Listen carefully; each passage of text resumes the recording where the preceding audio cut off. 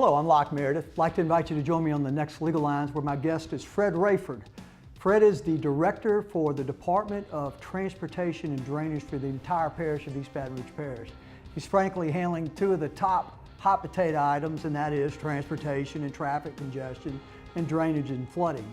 And he's going to talk to us about all the plans he has to help make them both better. So join us on the next Legal Lines with Fred Raiford.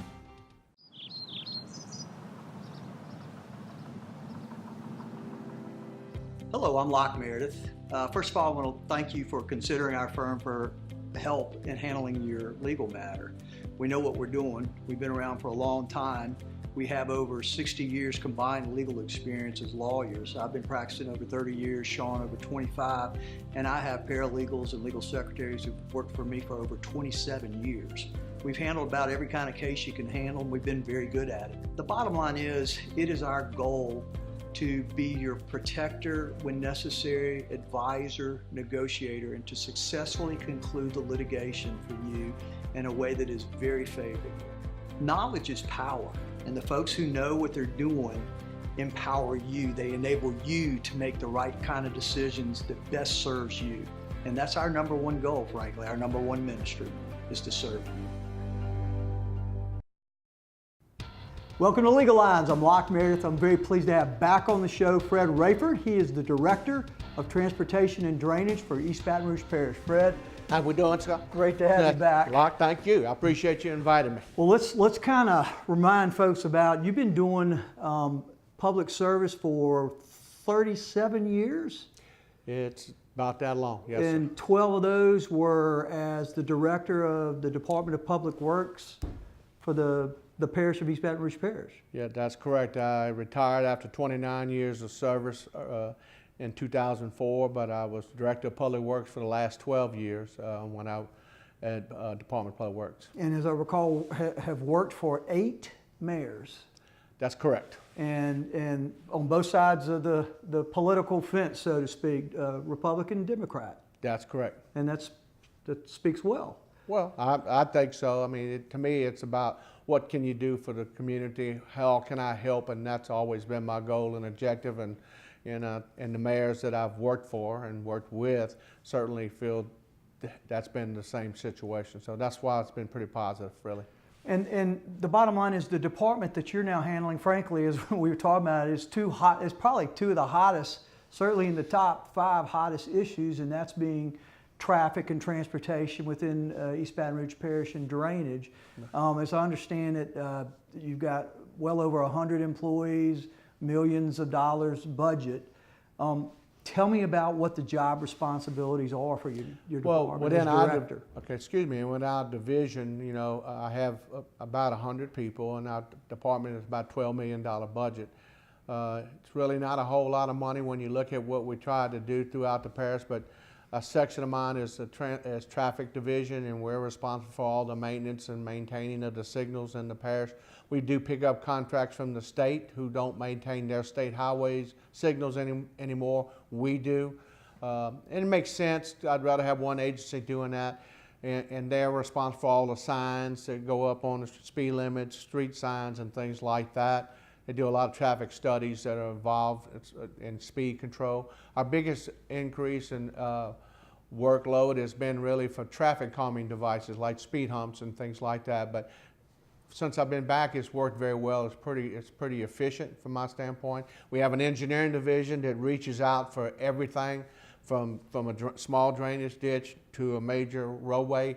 They're the design team to look at these things, try to make repairs when things don't work right, canals fall in. We need to have our engineering group to come in and evaluate what needs to be done to get put back. So, it's a full-time job. Quite frankly, the two things that people hate the most, that's what I'm in charge of. But, get the most phone calls of the entire government, the phone right? calls don't stop, that's for sure. There's no question. Well, and as I understand it, I think tomorrow you said, or this week, you'll be in this position as director for a full year? Yes, when the mayor asked me to come back, today or tomorrow will be my official day of 1 year back. So. Well, we're glad you're there. Like I said, they're hot potatoes, and you're coming in, when a lot of folks are pulling their hair out because they're sitting in traffic, and or we just endured the Great Flood of 2016, and both result in loss of money because time is money or property. That's correct. And so folks are kind of saying, fix this stuff. Well, and that's very true. And you know, you don't have to go to too many meetings to know how frustrated people are. You know, they're actually frustrated with all government, but you know, we're the local people. We're the ones that they can find and reach out to, and that's what they do. You know, when we look at some of the drainage issues and the 16 flood, you know, that was a record flood of this area. There's no question about it. Hopefully we never have another one, Amen. but we're going to try to look at trying to address that in the future. But traffic, you know, we spent a lot of time trying to make changes in signals. We look at timing patterns that run through different phases during the day. You got to change update your signals a lot by the fact that, you know, technology changes every day. Yeah. You know, and I'm a what you dinosaur. have today, well, I am too. You know, that's my part of my problem sometimes. I say, why do we have to do that? But that's because that's what everybody wants. It changes daily. Yeah, and you got to be able to make those changes, but these changes are very expensive. And then, you know, when you only have a $12 million budget, it doesn't take, and most of that money is going for salaries and stuff to get them things fixed. It makes it very difficult to reach out and try to make major changes in your infrastructure without that funding. Well, and funding is my next question. As I recall, Mayor Broom, Sharon brought before the Metro Council a proposal, I think a $5 million property tax. That's correct. And it was to generate somewhere around $450 million, and it had identified, what, 43 projects or something like that? Yeah. Can you tell me about that? I guess those, in essence, those projects and the tasks that were dedicated or promised to be addressed if that had gone forward, are the priority projects? That's correct. There was a list, and certainly, you know, it reached out throughout the community. That was what was important. And not everything was all about moving vehicles. Some of it had to look at traffic corridors for we could have bus rapid transit work for the facilities, you know, because not everybody drives a car. No, in fact, fewer people are driving cars as a percentage of the population. That's correct. And so we're trying to look at trying to address those issues from a mass transit. But more importantly, we had a lot of good projects that I felt that were very important. They will help expedite traffic, make it more easy and accessible. But you know, the council at that point decided not to bring it to the voters, and you know, so be it. You know, and that's who we have to deal with. But there were a lot of disappointed people, including me. But you know, that's a decision that the legislative branch got to make, and so that's where we are. Well, Fred, tell the folks, if you can, I know that's almost a year ago, but what were the big projects that you guys are focused on? If you can't get to them with the passage of a new tax, what are the projects that you're able to focus on right now, or the ones that were identified in that proposal? Well, out of most of those road improvements were very difficult to get because they're very expensive, and there's no funds available right now. So it's construction, a broader widening of roadways, that's what the proposal adding was. lanes and such? Yes, but part of the signal upgrades is something that we wanted to look at, because you can do those in small segments and make a tremendous impact. That's based on quantity of traffic in certain areas? That's correct. Okay. We look at where the traffic loads are, we see what the volumes are, what the peak times are, and that's when we would go in and look at how can we assess it and improve the facility from that standpoint. And so you guys have data on where the hot spots are and where all the congestion is going to be at certain times of the day, and you're trying to address them, and there's different ways to do it, but right now there ain't a whole lot of money to do it with. That's correct, and you know, certainly where there's some monies available in other categories, that's what we're trying to approach right now with the state through the road transfer credits. Okay, and describe to the folks briefly kind of this trafficking signal kind of scenario. I think there's multiple facets to that, right? Right now, we had an interim plan that we submitted, you know, because the mayor says, is there anything we could do to try to help facilitate traffic? I said, sure. You know, at this point, we got to go look at try the signals, and that's the quickest way that I knew at this point. Okay, well, we'll continue this on the next segment. This is Locke Meredith with Fred Raiford. No longer the Department of Public Works, but the Director of Transportation and Drainage. We'll be right back.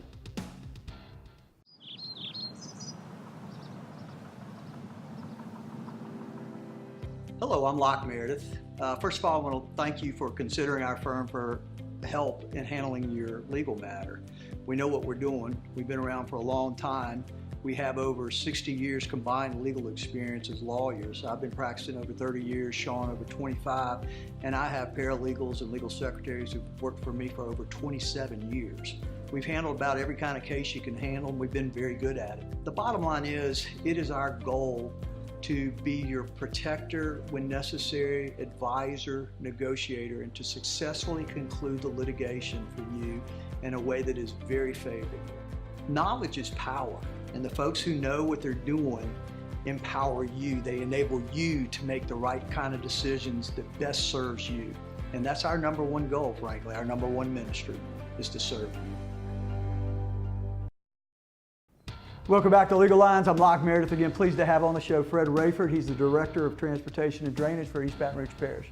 We kind of brought up in that last segment the Co-Meet Diversion Canal. Let's talk about that. People have heard about that damn thing, excuse my French, but for 35 years or more. So is this thing going to happen? And if so, is it going to work? And how does it help, Fred? Oh, I think it will happen. You know, unfortunately, it's taken this long to try to get it where we are at this point, because many people have suffered because of this. It took a 2016 great flood that put hundreds of thousands of people out. Yeah. You know, fortunately, we have a good congressional delegation in Congress who have really supported us. Has done a wonderful job. Senator Kennedy and all of them have really participated in knowing that this is an important project for us. It appears that at this point that the $240-some million that's going to be needed for that project has went through some of the process of approvals.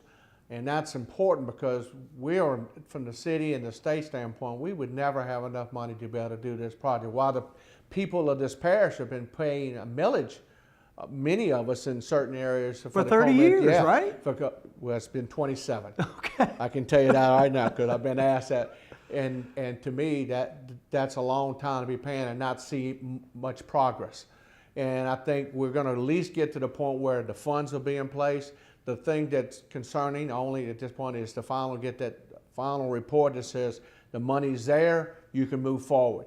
Then the question is, how long will it take the Corps to final up the plans so we can get this thing completed? And I remember Senator Vitter and Congressman Garrett Graves have had a nightmare with the Army Corps of Engineers. Is it any better these days? Well, you know, there are a lot of yeses and no's on that. Depends on the project you're talking about, you're dealing with. But I think they sense the urgency that we're dealing with on this, and it's not too many times do you actually have all the funding in place where you can get the project built.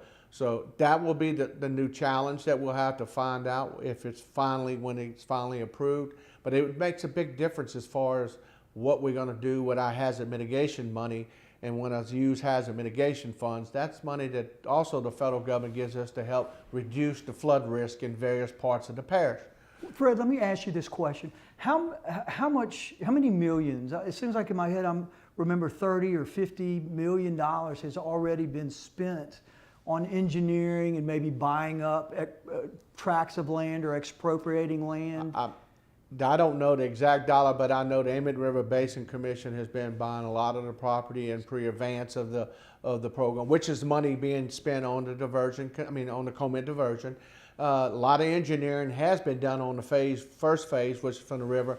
They're doing the second phase, which is from the river part up to across Highway 61, just onto the other side because of all the utilities and the pipelines are in the way. There's a lot of issues. They've got I guess you call it preliminary plans to show where it needs to go all the way to the Co-Meet River. The goal here would be to get it as quickly as possible, get the funds, move it from an engineering aspect to a construction, because people are not going to be happy until they see it built. And it makes a big difference, by the fact that with or without that Co-Meet diversion project, the cost of the hazard mitigation projects, which is construction projects, we would have to do to try to reduce flood risk. I mean, the stuff you guys would do under the storm water plan? That's correct. Okay. If with that in place, the Tacoma diversion in place, it will reduce our costs in half for the north part of the parish. And that to me, say that again. Well, when I would say if you want to, let me rephrase that. Let's just say if we don't build it, mitigation projects in my mind will be as much as $20 to $40 million that we'd have to spend of the 80 just to address that area in there. And the reason is because of why? Well, if the Tacoma diversion, which takes the water from the Tacoma to the Mississippi River, if that's not in place, then we got to have protection. We got to have some type of levees. It's backup water. It's not headwater from that point. We were going to have something to be able to build in this place at various locations in the north part of the parish to reduce the flood risk.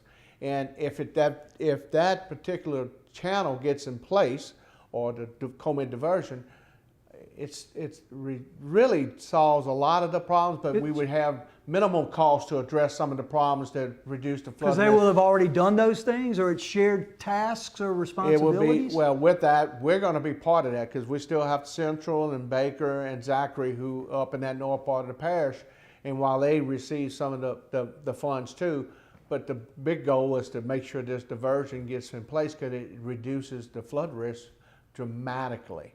And so how many feet is it projected? Do we know? Well, I've heard 2 feet numbers. Maybe, right? Well, from what I'm told, it's at least 2 feet from the river to almost to Florida Boulevard. There would be a 2-foot difference in this 2016 flood. Good That's Lord. Pretty significant. Yeah, that is significant. So what is the timeline? Realistically, you've been doing this stuff for a long time now. Realistically, what is the likelihood that in the next 10 years this thing is done? Well, I'm hoping that it's going to be done in the 10 years because who knows if we're going to have another major flood event, and without having it in that place, it's going to happen again without it. We're going to have people who are going to suffer again, and they're going to say, you had this, why didn't you get it done? And that's one of the things that when our meetings that I've attended at DOTD and with the Corps said, look, we cannot procrastinate. We can't hit and find reasons why we can't do it. We got to find reasons to make it happen. People here have been paying their money and they want to see something for it. And if we do have the money, then, and I can assure you, if we do have that, they're going to expect it and demand that this thing get built. And are they receiving your communication? Are they receptive? Well, I think they are, but it's sometimes when you deal with various types of governments, and there are reasons and justifications for some delay, but I think we've looked at this long enough. You think? And I think we ought to be able to start constructing quickly as possible. So shifting gears again, I've heard a lot of talk, and I don't know where we are in this as a city and a parish, but is there going to be a change in kind of the zoning and the building requirements because of the flood? Certainly, I will tell you with the stormwater management plan, which is we're going to be providing, is going to be some changes made in the building community. What changes are going to be made? I don't want to speculate, Locke, because I think that's the worst thing that could take place. The reason for this evaluation, the storm, and review the data that we're going to have available is to make the right decisions based on the technical data provided. And it will look at all the type of storm events that we probably will be challenged with, from a 50-year, 100-year flood, of 250, 500, and now we got 1,000. And then I've added 1,000 in there because I want to make sure. Well, a lot of people say it was a two 500-year events. 2 days. Oh, interesting. So, I have not heard that. Well, that's what some of the weather people have indicated that, who look at this every day. Either way, it's a nasty disaster. Right. And we're looking at that. But it's more important, just as important to know the duration. So I think we're going to be moving in the right direction, and I think the people will see some positive results. I assure you our goal and objective is. All right, we'll continue this on the next segment. This is Locke Meredith Legal Lines. Fred Raiford, Director of Transportation and Drainage. We'll be right back.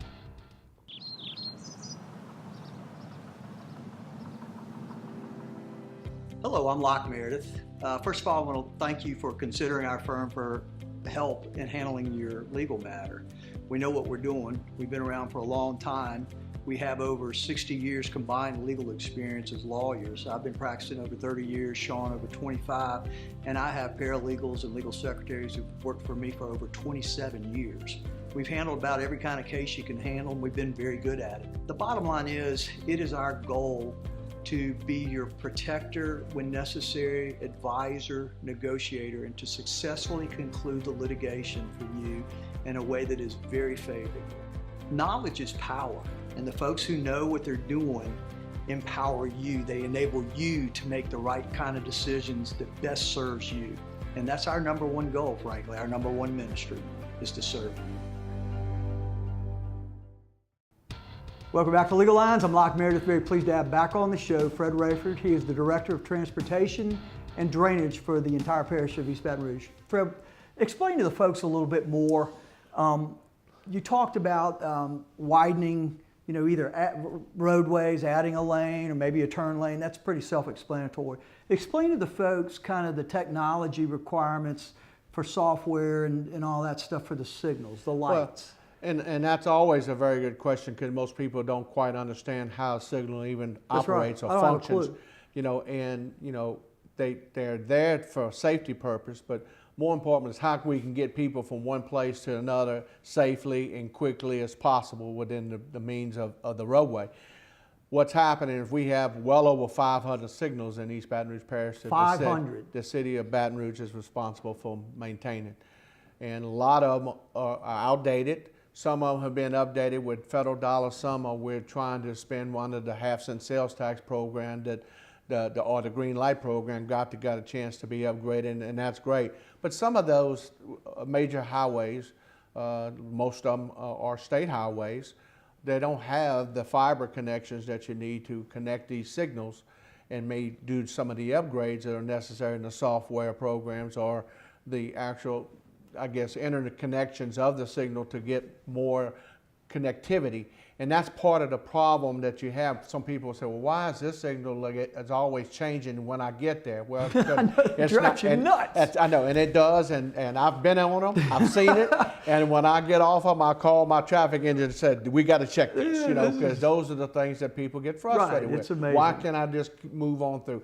Part of that is what we're trying to address is about, I think, 40 signals that we're, 45 of them we're going to be looking at on some highways that will help facilitate traffic movement. Some Airline Highway is one of them, Florida Boulevard is one of them, Burbank is one of them. And then they have some smaller corridors that we're going to look at that people don't think about, but like on 9th and 10th Street, it's right there by the interchange, about the interstate, downtown, but it messes up everybody's traffic pattern to Baton Rouge in the morning and in the afternoon. So y'all have the data. You know where the congestion is, what streets, what highways, what throughways. You just need to implement certain things to make the traffic move smoothly. Yeah, and while the traffic changes a lot, but if you still need to be what I consider keeping up with the Joneses, and to me, we're making this investment of about $15 million that we're going to be using from road transfer funds to try to help provide better access, also travelability of vehicles, and also the buses to get to and from the east part of the parish to downtown area. And that's what it's all about, and it's a technology issue. Softwares have changed a lot. When you have these detectors, if those detectors go bad at these interchanges or at the intersections, you could sit there and say, it doesn't know you're there. It doesn't know you're there. And those are the things, we know that now, but we have to do a lot of inspection to it. But when we get into this new system that we want to do, and also at our Advanced Traffic Management Center, anytime that something goes off at any location, it's going to set the alarm to let us know we got a problem. So right now you're having to have a man go out and check some box on the side of the road next to the light. Or make a change, right? To know that that's not working. Right. Whereas once this is fully implemented, you're going to have a computer, you'll look at a screen, it's going to say that's down. You'll be able to do it at our traffic center where it's sense. supposed to be done at. Let's talk about what you brought up a couple of times, and that is this state transfer of not ownership, but I guess maintenance responsibilities, and you get money or credits. Oh, it is from the ownership. state. Is it ownership? It will be, yes. Okay, so it's a road explain transfer. that. It's a road transfer agreement that was apparently approved 2016. Certainly, when I review it, I can understand what the current or the past administration, what they were looking at, what they were doing, and it somewhat makes sense to me. But there again, there are a lot of changes that I felt like need to be made to this road transfer. And what it's done is that you're going to get some money, which was about $76 million. That's some money. That's a lot of money. $76 million. That was what it would be over a period of time. You're not just going to get a check for $76 million. Okay. But there was around 98 miles of state highways that the city of Baton Rouge will be picking up in the future. So the city now owns them and is responsible for maintaining them. They won't be, not yet, until they do some minor repairs to them in the agreement. Then once those repairs are done, based on what they agreed to, then the city would be responsible for maintenance for now and forever. Okay. And while that sounds good, I'll tell you today, we struggle keeping our own roads the way they need to be, and I'm going to be required to pick up another 98 miles of roadway or state highways like O'Hammond, just Jefferson Highway, Plank Road. I mean, these are the type of roads. Those are pretty high use roadways. Yes, and while the state's going to come in and help do some maintenance on before we take it over, it's still an asset of a liability that we're going to be responsible for long term. So hopefully it gives you access to some monies to do repairs, but you're also going to have the expenses in the future to deal with. Whoever's going to be the transportation director 25 years from now, he's going to probably say, boy, I wish we would have never done that. I'm saying that right now. I understand. But I understand the purpose and what they were trying to accomplish, but I think things change, and that's why we're trying to make that amendment. All right, let's shift gears. Yes. Let's talk about the other kind of hot potato, that's drainage. Okay, I know there's a stormwater plan that's going on. That's correct. And tell us about it. Well, because that's a big deal. We just it is a real big deal, and it's basically driven by the 2016 storm. Who would have ever thought how much water that we got in Baton Rouge? I mean, I've been here all my life. And when that flood event happened, I was just utterly amazed how much water. And you flooded. I flooded. Yes. Tons of folks. We had hundreds of thousands of homes and businesses. Many people who flooded. There are some people who expected it. Many people did not. And it's just amazing to me, which is why we are where we are today. The mayor told very clearly to me when she hired me, says, "There's two things I need you to do. One, be sure we continue to work on traffic. But more importantly, which was her number one priority, was to get a stormwater management plan, or find something where we can measure what's going on with our drainage." And that's a big challenge, but you know what? It can be done. It can be done, and that's what we've started with the stormwater management plan. So you're collecting data based on past floods. Yes. And of course 2016 is hopefully the worst case scenario, but you're using the past tragedies to prepare for the future tragedies. Yes, I mean, it's unfortunate you have to use that data, but that's what data's for. We hired an engineering firm to come in, HNTB, to help do the analysis for us, and they're going to be our program manager, help us get this underway. We got a lot of data that's been collected from various agencies, from the Corps of Engineers. Amite River Basin Commission has been a tremendous partner for us. They have a lot of the models that we needed have already been done, but they wanted it to update high water marks, those type of things that need to be done. And that's really what the challenge is, trying to gather all that data, make sure it's useful, to make sure when we do our plan, it does exactly what we wanted to do. And it's going to, I guess, kind of jive, hopefully, with the Comite Diversion Canal, God willing? Yes, it has to. Fred, thank you very much. Yes, sir. Appreciate it. It's good to see you again. This is Locke Meredith Legal Lines. My special guest, Fred Raiford, Director of Transportation and Drainage for East Baton Rouge Parish. Thanks for being with us.